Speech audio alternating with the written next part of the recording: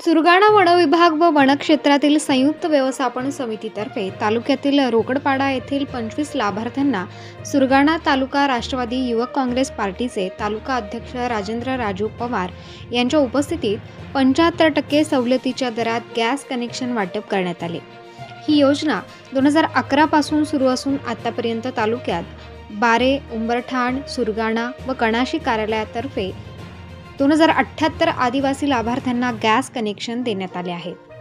लोकप्रिय सरपंच अनिता राजेंद्र पवार यांच्या प्रयत्नातून मंजूर करण्यात आले होते। यावेळी पवार म्हणाले की गावातील राजकारण बाजूला ठेवून विकास कामांसाठी एकत्र येऊन कामे करून घ्यावीत।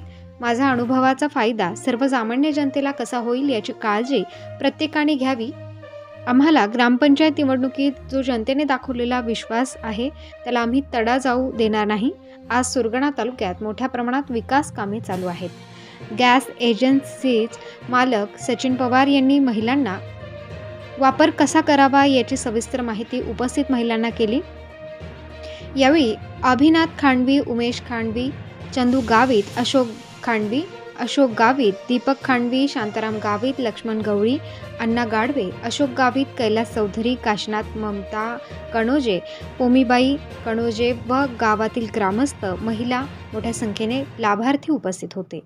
प्रबंधभूमी महाराष्ट्र न्यूजसाठी उमेश खांडवी, सुरगाणा।